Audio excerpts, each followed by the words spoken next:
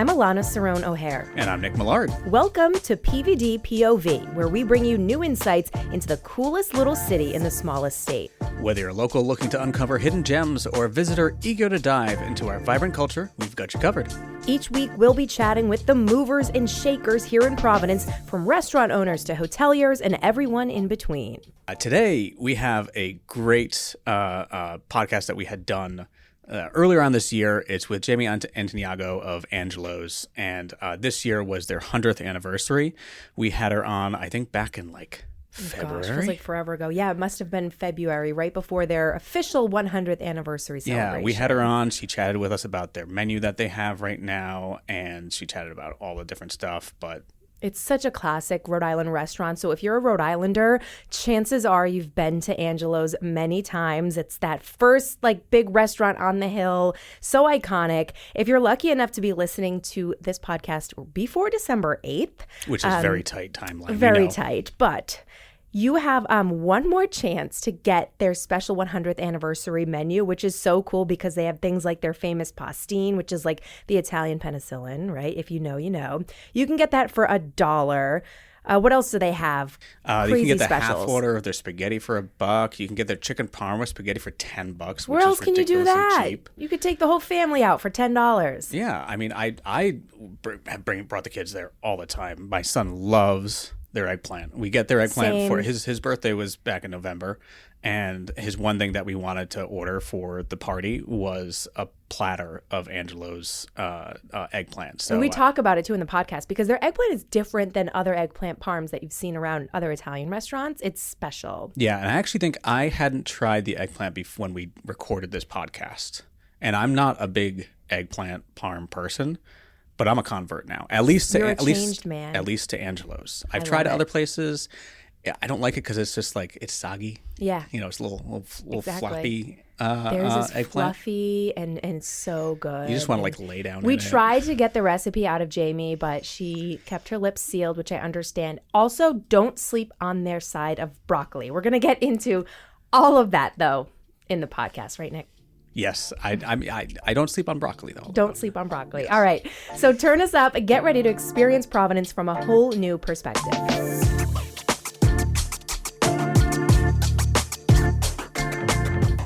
We are joined today by the fabulous Jamie Antoniago. Very good. Was that good? That was great. You did it. I'm sweating. Jamie is from Angelo's up on the hill. She is president and owner.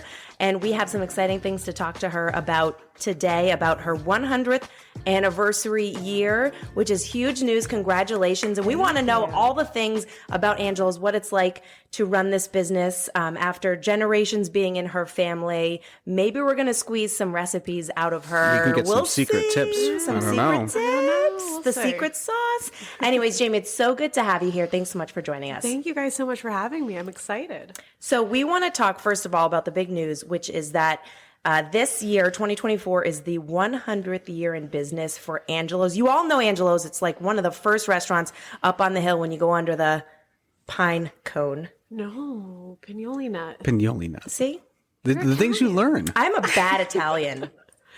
Pignoli nut. It's a pignoli nut. You heard it straight from Jamie. Jamie Antoniago. I have zero Italian in my blood. Not even I know that. So. Yeah, I know. We'll get, symbol of welcome. That's okay. We won't revoke the Italian card from you just yet. No. We'll be fine. Alana Cerrone O'Hare. I should have led with that. She said my last name right. I feel like she gets extra points for that. She does. I did. I practiced that. Did you? For sure. Yes. But yes, it's one of the first restaurants that you see from there. But I mean, if you want to give us a little, for the people that might not know about Angelo's, if you want to give us a little kind of recap of what you guys do, absolutely. What you serve and stuff so like that. We started in 1924, so it is our 100th anniversary this year. I am the fourth generation of my family, so it was started by my great-great-grandfather, Angelo Casa, and we were known for working man peasant food. So he came over from Farnese, which is 125 miles northwest of Rome, so very Tuscan, right in the middle of, peasant food, cucina povera, very, from the earth, and came to the States and started this amazing restaurant. And everything was, and still is cooked fresh, never frozen, from all local ingredients. And so he owned it for about 30 years. Then his daughters took it over. Then my dad took it over. And then I took it over 6 years ago. So it's really, Angelo's is all about authentic comfort food, not pretentious, welcoming everybody. We were known for our community tables. So they are these glass porcelain tables. Glass marble, they predate porcelain. They were before the restaurant they were imported in the early 1900s. And so everyone would eat together. You would eat next to your lawyer, your cousin, Rhode Island, like your Uncle Vinny from like 3 doors down. Exactly. Your lawyer is your cousin. Your lawyer is your cousin. And so we were known for just community and gathering people together for really affordable prices. So we've always been known to be like the most affordable on the hill, the most affordable really downtown area in terms of Italian cuisine that's still local and fresh, which we pride ourselves on every day. Now, and for what you said, it seems like they were very progressive. And back then, you said that the second owners were the daughters too. Yeah. It wasn't even it didn't pass down to the sons. Which is actually why when there were a lot of things going on in the hill, we survived because the mob didn't mess with any women or children. So it was actually during that time. So it's gone from male to female, okay. And which is, I think, really interesting. But during that time, no one messed with women. So Angelo stayed out of everything, which was such a blessing. So we really were never affected by that time period. Mm-hmm. And then when my dad took it over, it was kind of on the end skirts of that. And so it was a blessing that kind of all transpired in that way. And that's one of the reasons I think we've made it so long, that we were never a part of anything down there. Sure. That's fascinating, actually, to hear about. And 100 years in business, so you've seen it all, different generations of the hill, families that have come in there. You must have customers that are just that they've been coming there for years. Oh yeah. On our comment cards, I actually made something now that's like, how many years have you been dining with us? And I love all the comment cards. They're like 50 years, 40 years, 30 years, like, or first timers that they're bringing their, they've just heard about us and they want to come in and experience the tradition. And it's so cool to see, even like, you have someone that's been coming here for 50 years, then they bring their kids, and then they bring their kids. And now we have 4 generations coming in that all have had these amazing memories at our tables and, have a shared community. And it's so cool. It's really cool to be a part of. I remember bringing an old coworker there. This was 22 or so. And he's from Chicago area. And I brought him there, and I always get the eggplant parm. Like, I don't look at the menu. I get the eggplant parm and the broccoli every time. And he got the eggplant parm, and he went back like 30 times. And I think I asked you about like, how do I get this to him? Yeah. And you said that you ship it. You ship. Yeah, because now we do all delivery through Monroe Dairy for the state. And they do our eggplant parm. But then also we've been now overnighting food to like all across the country.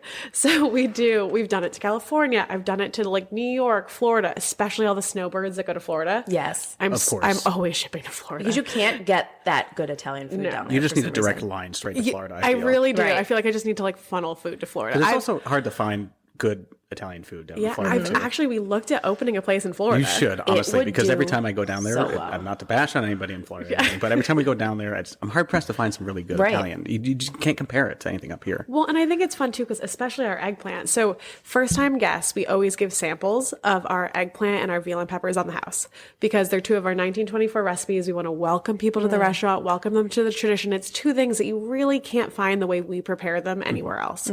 So our eggplant, like, is pan fried. So it's light and fluffy. It brings out the sweet tendencies and it's delicious. And our veal is stewed for 8.5 hours, and we've won all kind of awards for it. And so it's super tender, melt in your mouth. And so to welcome people in, we give them samples of that. So it kind of hooks you right into the eggplant when you get there. Veal and peppers is such like a family thing. Yeah. Like everyone's grandma made it, and everyone probably had slightly different recipe, but it's so good. Yeah, we have sausages and peppers at our house. Right. It's the same thing. Like, I need to bring the kids down because my son loves eggplant. We actually had a party over the weekend with some eggplant and everything too, and he just will eat the whole thing by himself. Yours is different, like the eggplant parm that I'm used to is made differently, I guess. So tell us more about how you make yours, like exactly what's in it. Oh yeah, and the secret recipe. And the measurements. It is pan fried. It is really good, like you said, so fluffy. Like it's not that kind of like more dense eggplant. It's super good. And that's also the reason why we give samples, is because a lot of people expect it to be crunchy and deep fried, like a chicken parm kind of. And Ours is nothing like that. So you either find the people that love it or they're like, hey, it's not my cup of tea. I'd rather have it be crunchy. And so we give samples so people know that right off the bat to kind of be like, this is who we are. This is what we are. If this isn't your cup of tea, like just, we want everyone to be happy with their meal. So is there a most popular chicken parm? Is it? God. Okay. I mean, I love a good chicken parm. I have to say. And now with everyone getting chicken parm with like pink vodka sauce or like. Oh, is that a trend now? Oh my gosh. Really? The drunken chicken. Really? That's a good name. Let's talk some fun trends or some Yeah, not so fun seriously. trends. What's your kind of like favorite trend for some My food? favorite trend right now is like the chopped sandwiches because we've been it's huge right now. What is that? It's like you take everything that's in a sandwich. I actually found this out from a JWU student. Oh. But Shameless plug. Yeah, shameless plug. But it is you take everything that's in a sandwich. So like let's say an Italian grinder or whatever, and you chop up all the ingredients with the sauces, and that's what you put in the sandwich. So it's like every bite has every element of the sandwich. You get the magic bite in every Okay, bite. that's a great idea. So we started to do it. Genius. Have to tell you, wonderful. Yeah. But you Love still it. put it in the bread? Yeah. Yeah, I was thinking that it was like a chopped salad, except know. with the bread chopped up with it too. Like a keto trend or So something. like we have the Bob's Kitchen Sink sandwich, which is named after my dad because during the pandemic, it was just the two of us for the first 6 months doing takeout, and he ate this sandwich every day. What's the sandwich? It's What's a in it? chicken cutlet with mayo, lettuce, tomato, hot pepper rings, onions, and then it's Parmesan. Oh, yum. Yeah. It's just Love like Bob. it's a great sandwich. Oh yeah, Bob's the Bob. favorite. Love my dad. But we did it as a chopped sandwich. Phenomenal. Really? Phenomenal. It's so funny that little things like that make or and break it a sandwich. tastes so different. Like it's like It's like getting great. a chopped salad instead of a regular salad. It Basically. just tastes so different. Yeah. That's a good trend, though. I love that. What's a not so favorite trend that you have for food that's coming in here? I don't know if you have one or not. I don't but, really think I have a not like so you see favorite something coming down the line. It's like, oh, can you do this for Okay, us? I would say the only thing that we get that I think it's just like I'm such a good Italian. This kind of rubs me the wrong way. We have brujol. So for anyone that doesn't know, brujol is a really thinly cut sirloin, and our chef's been with us for 47 years. Wow. He is absolutely amazing. It's been his first and only job. He started like as a dishwasher in valet and when he was No 18. way. Oh yeah, and Wow. he's like. Oh my gosh. I don't want him to retire because that's going to be a whole nother thing. But he is a butcher from trade. And so he cuts all of our meats. So he cuts thinly sliced steak. He stuffs it with like pork, salt, and seasoning. We were actually on Diners, Drive-Ins, and Dives for our brujol and rolls it and cooks it. And so it's a red meat and it's over pasta with red sauce.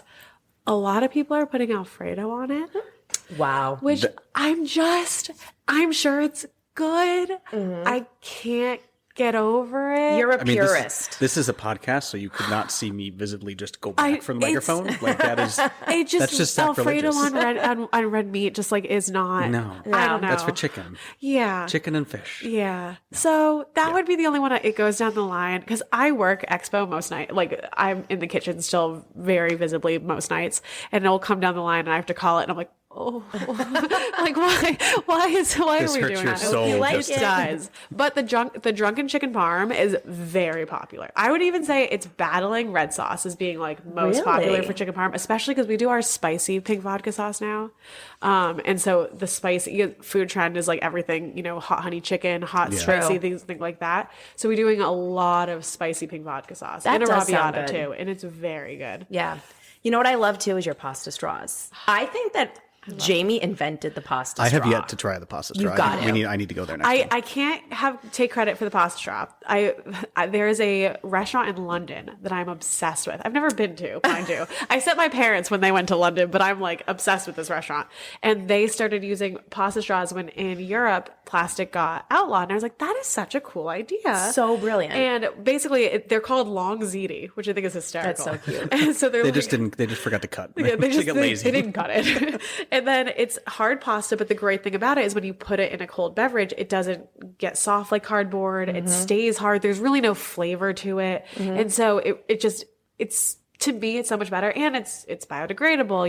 It has a lot more sustainability purposes than anything else, but they're really fun. Yeah, And so it's all a of our snack. spritz. Oh yeah, and it's a snack after your drink. if you like your hard pasta. I love hard pasta. I was never into a hard pasta, but right now my kids love something we call crunchy pasta. Okay. Which is my wife puts it in a like baking pan with like some stock and stuff, just like chicken stock. Bakes it in the oven for a little bit, and then it doesn't actually get too soft. And like the top layer is like crunchy, and the bottom layer is like a little like. Have you ever deep fried pasta? I have never deep fried. I'm sorry. If you what? deep fry pasta and use it as a chip, and you use it as like a dip, it may be coming to an Angelo's menu item near you. But you heard it here first. I am just saying. Wow. Deep fry some pasta, bow ties. Dip it in the marinara. So you take a hard pasta like a bow tie, throw it in the fryer. You bread it a little bit, little light breading. Fry it. Wow. Scoop it. Never would have thought of that. You will never buy Tostitos again. Oh wow. That sounds amazing. Yeah. My wife would literally, when she does, actually drink the marinara out of a mug. So she would probably do that. right. You will often find me doing that with our chicken broth is made from scratch. Yeah. So we do everything from like the chicken bones and everything. And we have the pastina soup that we have every day. And everyone makes fun of me because I'll just take chicken broth and put it in a mug and just drink. Sip it. Yeah. No, first time. I mean, her family grew up on the hill and everything like that too. So it's just like everything is. And I'm not Italian at all, but I grew up in Rhode Island, so I'm a like Italian by proximity. Yeah. But like everything is just all the sauce and everything. And my newborn, who's 5 months old, his first like breast milk food was a little bit of red sauce on the finger put in his mouth. I love that. I'm obsessed. I used to be, there are videos and pictures of me, especially at the restaurant. I used to do pastina with no broth, but like with butter. Oh, that's delicious. But then I used to throw it and it used to get like stuck on the ceiling and there was all like butter stains. And my parents used to just be like, this child. That's what happens when you grow up in the restaurant. Yeah, so now for everybody that had went to Angelo's back then and saw the pasta stains, that is your fault. Here she is. No. Yes. Did you always want to take over? Did you always know that this was what you wanted to do? No, my dad and I actually had an agreement. So I always worked at the restaurant since I was younger. I actually used to live on top of the restaurant. We have apartments on top. And so I used to live on top of the restaurant when I was a kid for a couple years. And I had been a host when I was like 8 years old. And like, I just like was always trying to be involved and do all that. And then in college, when I came home, would like do managing or wait staff or like whatever they needed. But then when I went off to college, my dad and I had an agreement that I had to spend 2 years at least in another job in another industry before deciding if I wanted to come on board with the restaurant, just to know, like, you know, what else is out there. And I mean, I got my degrees. I have 3 degrees in economics, finance, and marketing. Wow. And so I went into corporate finance. I went into, you know, buying at TJX. I was a buyer for their fashion division. Like, I went into a completely different realm. And then my dad called me and was like, hey, I'm thinking about retiring or slowing down. Do you have interest? And I was like, you know what? I want to do this the right way because I have a great job. I'm making good money in Boston. You know, I want to talk this through, write up a contract, tell me, you know, how much am I making? How long are you going to be involved? Can I learn from you? Like, tell me what I'm getting myself into, because it's really difficult with family businesses because at the end of the day, you're working with family every day. And so I wanted to know what I was getting into. So we met in Foxborough. We met halfway at an Italian restaurant. He brought a contract. We talked about it. I gave my 2 weeks at my job the next day and then came to Angelo's. The rest is 6 years history. ago. Yeah. Wow. Yeah. So it's been 6 years consecutively. And then I bought the restaurant from him because I always wanted to buy it, set my dad up for retirement, you know, earn it myself. I started when I first came to the restaurant as a dishwasher full time because I wanted to learn every single position. And then, you know, did every position in the kitchen, did every position bussing from, you know, managing on the floor, and then started looking at other things. But, and then bought the restaurant in 2021. That's so smart. You've done every job. So job. you know exactly what needs to be done, what their needs are, as because you're a manager. You are a manager of all your employees. So you know what goes into every position. I know how to snake the grease unit. I know how to, you know, you do everything from, because I would never ask any of my staff to do something that I haven't done, or nor am I not willing to do. So it's like, you know, I want to make sure that everything that is a factor of the restaurant, like I can give them either guidance or advice or, you know, do it myself. So it makes it fun. But yeah, so joined the restaurant in 2018, right before the pandemic, and then bought it in 2021. So we're there. We're getting there. Talk about some of the changes. Like there's maybe little changes that have come over the past 6 or 7 years, but ultimately I think it has stayed true to Angelo's. I've always wanted to never change the core. So, you know, we're 100 years old. There's merit in that. We have to be doing something right to be, you know, around for so long. So the core menu has never changed. And it's been helpful that we have a chef that's been here for 47 years. So, the recipes haven't changed. But I've tried to implement like not only technology into who we are, like, we have online ordering now, we have third-party delivery, we have, all different new factors like that. But then, menu trends that pasta straws, things like that. We never really utilized our bar before. So when I first came on, we never really had a cocktail menu. And this was, in 2018 when mixology cocktails were already full swing, but we never really utilized it. It was just, we had some cocktails, we had sangria, we had wine, we had beer. But now it's like we have a full-blown 2-page cocktail menu with like all fun Angelo's names and like all these really cool trends that spritz flights, all the these espresso things. Martinis of the world. And that just brings in like the different crowd that would not normally maybe come in just for just a regular family style sit down, something like that. They come in for maybe the cocktails and they realize like, oh, this food's great here. So like that's just like a great thing. And it's great that you're like evolving with the times, especially I feel like especially the whole technology thing. And I'm sure that helps you during the pandemic when you're evolving with the times, being able to get up. Well, I was a crazy person and implemented a new POS in 2020 mid-pandemic because why not? Well, right? When it first started, we had digital dining and we did not have online ordering. And so my kind of quick solution was, and psychotic looking back on it, is I'm going to get Square on my phone. I'm going to write down all of the online orders. I'm going to give them to the kitchen. I'm going to try to figure out the math. I'm going to cash them out on the regular POS system and then somehow baggage it with no staff. And was like, and had like tried to hook up a printer, was like trying to print full 8.5 by 11s to my phone. It was awful. Ugh. And then midway through was like, I cannot do this. Like, this is unrealistic. And we also, so before the pandemic, our staff had all been there for 30 years. So all of our front of the house staff had been there. We never had to train anybody. Then they all retired. I had no staff and no one knew how to use, like, no one knew about the restaurant. So it was almost like starting a restaurant from scratch again. It was new training programs, new POS system, how do we do the simplest things, from how do we seat people to how do we tell them specials at a table. So it was a very different, like, my pandemic story versus a lot of other people's was like, theirs was surviving. Mine was almost creating a new business within an existing business, which was survival in itself. But so we got handhelds because no one knew how to use the POS. So for them to stand at one terminal was taking too long. So then everyone had their own handhelds because that was the only way we would get it to turn faster. And then because our prices are so low, we're built on turn. So for one person to take up one terminal for 20 minutes was never going to work. And so then we did that. We got online ordering. We did all sorts of things. So it is insane what went on behind the scenes at restaurants. Yeah. Only people like you really know, and people who work there know what went on. And as consumers, we might have seen, a glass partition or, you wear masks, but to hear what goes on, what went on rather, it's just insane what went on and how you were able to overcome it. The and plexiglass was the easiest part. I'm sure. Plexiglass was sourcing it wasn't, but like the plexiglass was the easiest part of the pandemic. Right. Everything else that, and people, were scared, and they were also taking that out on on restaurant staff. People were a little bit short fused than they had been. So it was also training brand new staff who hadn't been in restaurants before how to deal with customers who were ever needy, like coming in 2020, and then how that's evolved. And I was so lucky. I found such a good group of people that have actually stayed with me even since 2020 that have just been phenomenal. That's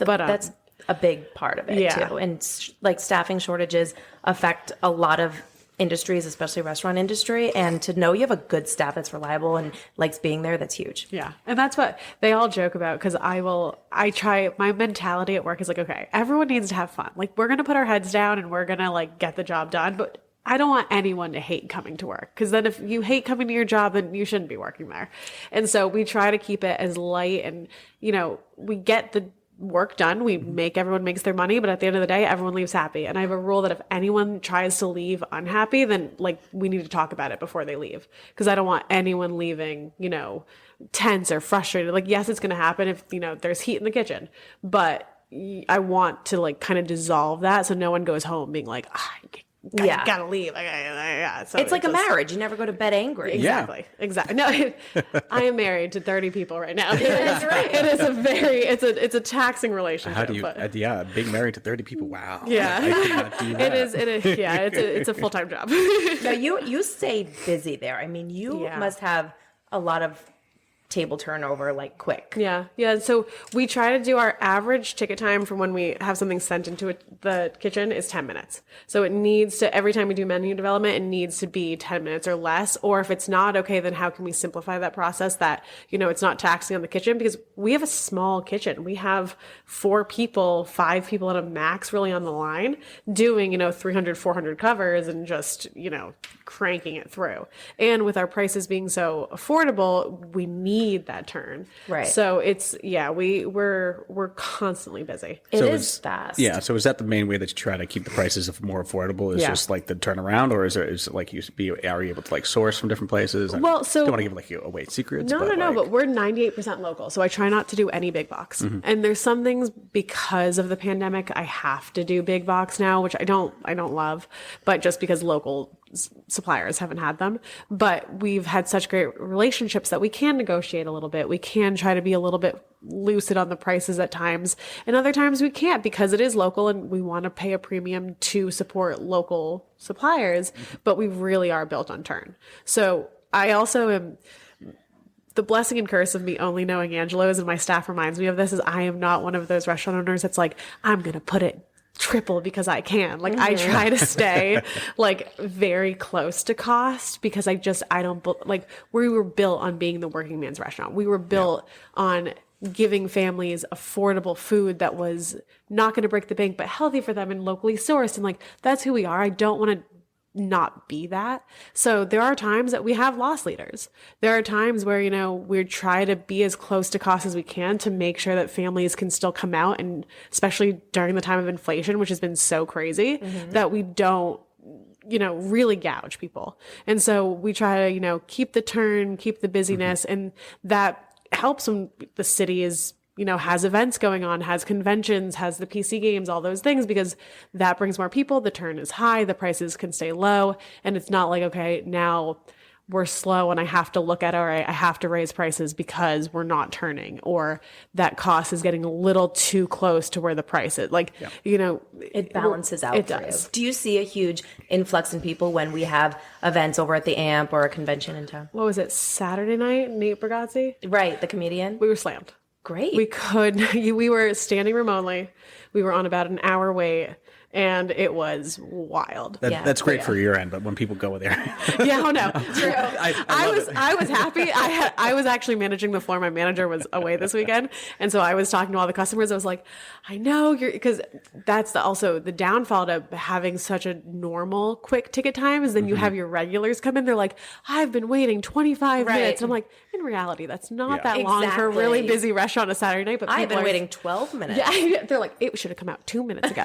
But we are normally built on such a good turn that then you'll have regulars come in on a packed night and they're like, I have been waiting almost 20 minutes for my food. And I'm like, do you understand? I have people waiting an hour in line. Right. At some restaurants, I wait 20 minutes just to get some water. Yeah, and that's the thing. And so that's the also thing that we have to deal with at Angelo is like a kind of a specific restaurant problem is people are so used to that that when we have regulars come in, and our bread and butter is regulars. Like we have people that have been coming in for decades. So it's funny when then it's a slam night and they're like, I cannot believe this. And I'm like, I swear to you, it's just we're really busy right now. And it's kind of, I love going there. Like I have that one table that I always would sit at. You have your round booth. Yes. Yep. Like where in between the host stand and the windows. And you can see everything because you can see like all the people. The trainer's right there. You can see like it's in a the good kitchen. Place to people watch. See, that's the best. That's the Italian thing is you got to have your back to the wall. Yep. Exactly. In the corner. You got to watch the door the whole time. Because it's nice because we have like the little window to the kitchen, so you can see the kitchen. You can see when your food's coming out. Yeah, there you go. And like you see a lot of people. You see older couples there having like an early dinner. Like I know that the governor goes a lot. There's a lot of locals, and it's just kind of like the place to be seen. Yeah, that's why I go. Well, and it's funny, like even a lot of politicians, we actually have they've scheduled stops to be at Angelo's because they're like, that's where all the people go at lunch, and that's why it's the most place we can talk to the most amount of people. Exactly. So I'll get like calls and be like, we're gonna come to Angelo's because we got to talk to them. I was like, there's no solicitation. You're gonna sit down. You're gonna have your lunch. I was like, people still need to enjoy like their a regular meal. person. I was like, do not try to make this. Everyone eats the same way. Yep. So yeah. I know you talked to the politicians, but do you have a favorite celebrity that you've had come in, or like something like you person that you would just like fanned over or something? I have to say, and I'm blanking on his name, the chef show in the chef movie. Oh my gosh! The bear? The bear? No. It's called the Chef Show. Oh, the Chef Show. Oh Let's my Google God, it. guys! The power of the Googling actor? Yes, editing. and producer and writer, but my staff is going to kill me because they're Favreau. Oh my gosh! Oh my gosh! I love him. He came in recently. And because his kids, someone goes to jail, one maybe goes to jail. Yeah. So his kids go to school in Rhode Island, and he came in, and my bartender is actually a Star Wars like nerd, and I guess he did work for The Mandalorian. Oh, Jon Favreau? John Favreau. Oh, okay. Yes. John. Yes. John Favreau. And Yes. he came in recently, like in the past like year, and now he gets takeout. Him and his family get takeout when they come in. They get the online order comes in, and we're all like, oh my God. I love that. Yeah, but no, he was really cool because when I first took over the restaurant, like not coming from the culinary world, Sure. I really was like, okay, I need to be self-taught. Like I need to start looking at like, recipes. I bought 100 books on like reading about, salt, fat, acid, like all those things to try to like immerse myself into restaurants. Mm-hmm. And I watched the chef movie and then the chef show, and I loved it. And then when he came in, I was like, you were such an inspiration to me when I first started. It was like complete fangirl. But Providence has a lot do. Because a lot of their kids go to school in Providence. And it's funny because I'm doing for the 100th anniversary, we're doing it's going to be public for everybody, but we're doing invites to like all the politicians and all the local celebrities, but all celebrities too, and even Guy Fieri. Because I think our invites are probably coming. They They're are. in the mail. Don't worry. Local celebrities. You are.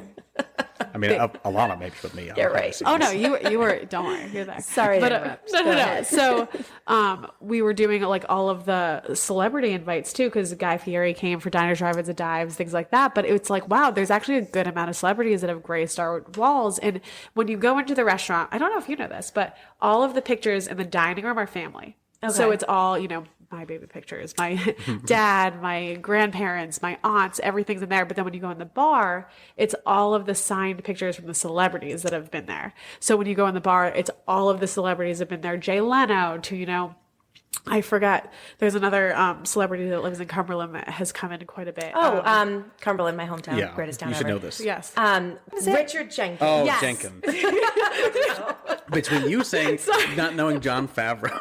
I wouldn't know his name either. That's embarrassing because I have to say, whenever his online order comes in now, I'm like, You know oh my the God, name. John Favreau. Yeah, I do. But so Online order? Rickard Jenkins That's comes awesome. in too. That's Yeah. pretty cool. Yeah, so he's come in with his wife, and so we've had quite a bit of celebrities that have come in, and so it's really been interesting to like curate this guest list to be like, oh, who we're gonna invite? That's super fun. Yeah. Yeah, Little Roadie. Don't sleep on Little Roadie. No, Yeah, we got don't some sleep on it. celebrities. So how do you like stand out? Because the Hill has a ton of great restaurants, especially Italian. Yeah. Everyone knows it as the Little Italy.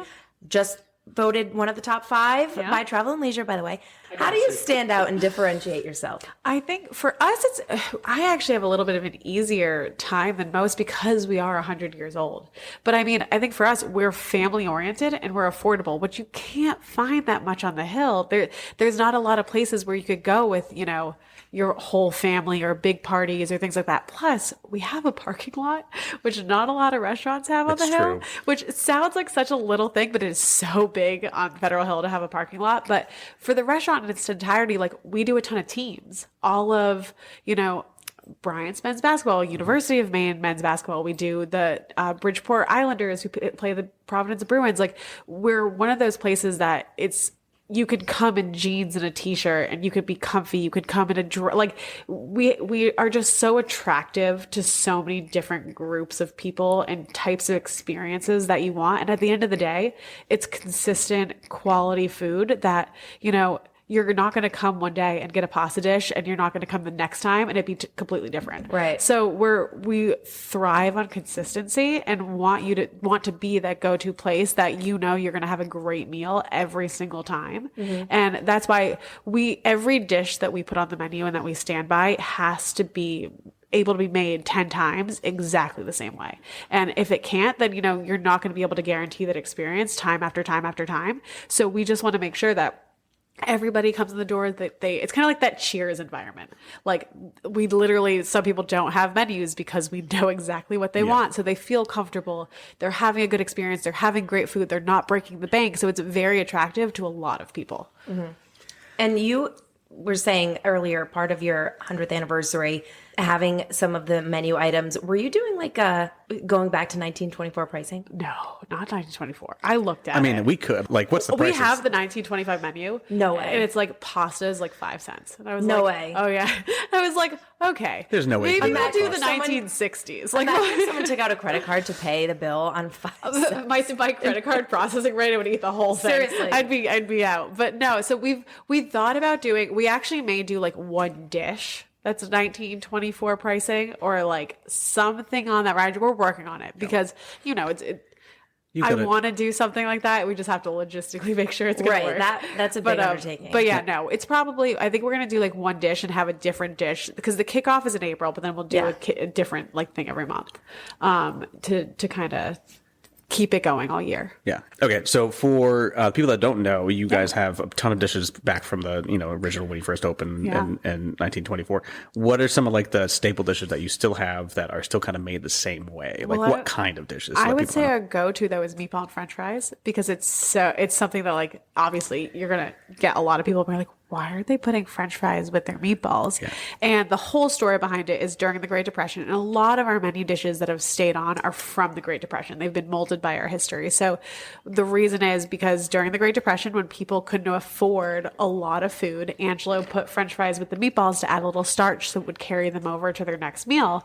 And it was also during the time where the Irish immigration was like really prominent in Rhode Island. So potatoes were everywhere. They were really prominent. They were inexpensive, and they're like, all right, French fries is the thing to put with the meatballs to carry people over.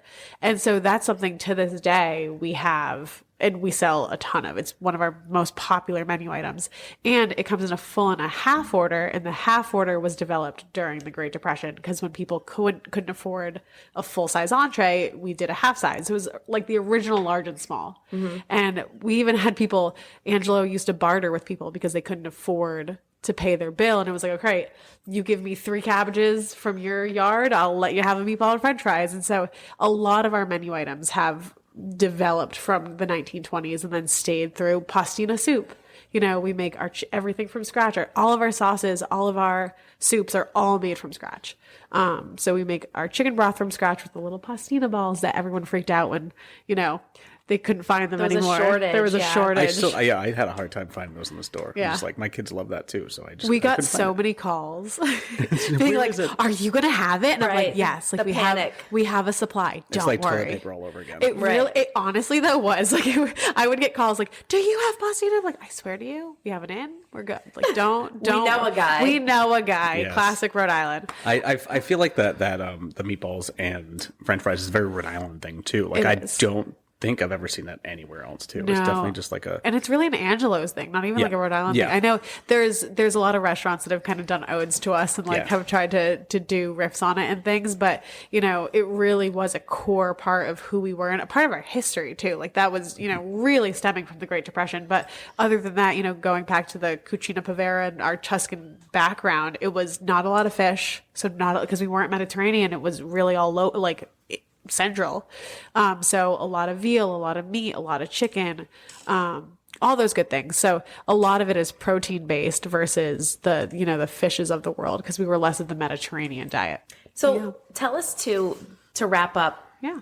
You are a superstar, a rock star. How do you manage owning and operating a restaurant If you find out, let me know. Like we're taking suggestions. We are. If anyone knows, no. I'm very lucky that I have such a great supportive family. Like my dad still comes in every morning and just shoot the breeze, bounce ideas off of. My mom does all of the bookkeeping and baking for the restaurant, and so she's still really heavily truly involved. A family business. Truly a family business, and so I am so lucky to have them as just like a sounding board and to be supportive. And really, it's just trying to find a balance, which I think is everyone's goal right now, is trying to find a balance between, I'm big on working out for stress relief because my job is 24/7. And so, trying to find a balance between working out, being with my dog, being with my friends, trying to run this business. And I'm very hands-on because I'm a perfectionist at heart, but I'm trying to let that go. But I was going to say that the hands-on can be also a great thing and a hindrance. It is a hindrance. I am doing a lot better than I was 6 years ago, but and my staff will attest to that. But you're married to your 30 people. I'm married to my 30 people. Yes. Yeah, my single self is not very happy about that. But yeah, no, it is. I love my job so much, and I think it's what makes it so easy is because every single day is different, and I've never lived a same day twice at Angelo's because which is a great and a bad thing. Like there's constant challenges. You're always putting out fires, but it makes it so much more enjoyable because I'm never bored. My staff always makes a joke because my number one go-to saying is you'll never be bored. You're never going to see something that you haven't seen before. So it's been a really great experience, but I think it's just trying to find balance between work and life and, everyone's on that path and just keeping your head afloat and keeping a good attitude, because I think so many people can get bogged down in the negativity of, the world we live in. So just trying to stay positive and keep a smile and keep it moving. That's how you survive 100 years. Yep. And 100 more. Here's to the next 100 years of Angelo's. Raising our coffee cups to 100 years. Yes. When we get the private label wine in, which is, another challenge, stuck on the coast of Italy right now. Tell us more. Yeah, well, we're doing a private label wine and it is stuck off the coast of Italy. And so another challenge that we are going through. But when we get that in, I will bring you all a bottle and we can cheers to it. Next time we'll have you in and we can do some tasting. Oh, yes. We have a Chianti and a Pinot Grigio coming. So you're going to love it. We're taking the podcast on the road to Angelo's bar. Oh, that would be fun. Yeah, that would be great. Hey, it's very mobile. We can do that. All right. I'm down. So to close up, I think Alana had made some questions that are just kind of like one-offs. Ooh, okay, I'm ready. It's not like free. It's like kind of like first thing comes to your mind kind of thing. Rapid fire questions, Jamie. Here we go. Favorite item on the Angelo's menu? Chicken parm. Ooh, that was good. Okay. Favorite restaurant in Providence besides Angelo's? Ooh, Don Jose's. Yes. I love Don Jose's. I go there all the time. Do you get a margarita? Oh, yes. Always. Oh, my God. Passion fruit tahini rim. And then I have an order. Passion fruit tahini rim, queso fundido, then the combo stecca, and then tres leches. I go all in. That's like seriously coming from you. Like that's what I need to go order. Oh now. my God. Go do it. I think that should be. We should have them in next time. You should. And I think his name is Jamie too, the owner. Ooh. So funny. Perfect. Do you make a mudslide? The restaurant, no. Okay. No. Just wondering. But I make one personally. I'll make one. Same. For you. Yeah. I'm obsessed with mudslides. There we go. Alana's, of course, going to get mudslides into the position. Always. I mean, I'll settle for an espresso martini. If a place doesn't have a blender or like a machine to make mudslides, I will do an espresso martini, which is just as good. I think my bartender may have intentionally hit our blender because we did have mudslides and pina coladas at one point, and then I think it got a little crazy. It's a pain. Honestly, I feel bad ordering them sometimes. Yeah, I think it's hidden somewhere in the bar. Yeah, smart. Okay, here's one. Okay. Most famous person who has visited. Jon Favreau. Now that you remember his name. And Guy Fieri. I would have to say Guy Fieri was very, a big deal when we were on Diners, Drive-Ins, and Dives. I would have to say that was, because, that was on the Food Network that hit so many people. And he does a lot for those hidden gems too. Yeah. And he'll go deep into the town and find what are the favorite places, what are the local spots. And his wife is from Rhode Island, right? Yeah. So she probably told him, "Hey, guys, go to Angelo's. Yeah. I've been going there for years." And they're on repeat all the time. Yeah. So you see, every go on Food Network, you see. I haven't seen it on repeat recently, but all the time. That's what you see. No, but it's so interesting that you can always tell when it airs because we always will get people that come in the from influx. it. Yeah, and so we'll always get like a little bump and we'll be, because so many people I didn't know this do Guy Fieri like road trips. And so they go from state to state and then they use his thing as a guide. His shows. Do they take their red convertible? Yes. And the No red convertible. And their spiky blonde hair. blonde hair. They wear the wig. Yes. And the flame shirt. They do. That's not to go too far look. off, but it's like the whole Mandela effect. I don't know if you know this, that everybody thinks that he actually wore a visor in this whole thing. Yeah. But he actually doesn't wear a visor. It is the Mandela effect. That's so because funny. like there's actual like costumes for Halloween with the visor and the spiky hair and the glasses, but he never wore the visor. Wow. I just had to get the wig on properly. Yeah, it's like it's like the whole Berenstein Bears thing, right? That whole fun stuff. Anyways, what would you do if you weren't in the restaurant biz? Ooh, I've thought about this. I would either have stayed in corporate finance or I would own a gym. Those are so. I would own a boxing gym, to be opposites. specific. Why a boxing gym? I was an avid boxer when I was in Boston. Really? I George would not Foreman's, pin you as a. I got asked now to do I'm a afraid. fight at the House of Blues. No way. Wait, yes. you? Did you have an insane name like? Oh like no, the I never. meatball, It was like literally. something? It was such a South Boston like work. It was called Everybody Fights. It was George Foreman's son. Yep. Who owned it, and it was in South Boston. Then he franchised and everything. And I would go 6 to 7 days a week when I was living in Southie when I was working here. So I was commuting 7 days a week from South Boston and would wake up at 4, be at the gym boxing at 4 from 4 to 6, be on the road at 6 to come to Angelo's, leave Angelo's at 11, get home at midnight, go out with my friends, be at the gym at 4 a.m. the next morning. That was my most like unhinged moment in my life. The math does I got like 3 hours of sleep, and you'll know why I got burnt out very quickly and moved to Rhode Island. If you had a boxing name, it could be like something so cool, like the Meatball Menace, or like what's a boxing something super Italian food. I don't know, but I would come out with like the Italian flag. Yes. Oh my gosh. So it's gonna be something with chicken parm though. Chicken parm. Yeah. Well, if you ever become a boxer again, we're gonna work on a brand. We'll work on your image. But we talk about that all the time. We talk about like opening different businesses. I'm always like, I gotta open a boxing gym in Rhode Island. Like I just like it may happen. We'll see. All right, Jamie Antoniano from Angelo's. Thank you so much for joining us. Congratulations to you on 100 great years at Angelo's. We can't wait to go in. Try some more stuff on the menu. Maybe I'll branch out from eggplant parm and broccoli. Can't make any promises. Get that chicken parm, honestly. Get the chicken parm with pink vodka sauce. With a side of eggplant parm? Yeah. Yeah, that sounds We'll do good, that. actually. Yes, thank you for Thank you coming on our guys for so podcast. much for having me. I loved this. This is awesome. PVD POV is a podcast hosted by the Providence Ward Convention and Visitors Bureau in collaboration with the College of Hospitality Management and Center of Media Production at Johnson & Wales University. Hosts are Alana Serrano here and Nick Millard. Production by Professor Brian Lavin with assistance from the graduate students in tourism management. Episodes are available wherever you download your podcasts. Visit GoProvidence.com for more information on these stories and everything else Providence.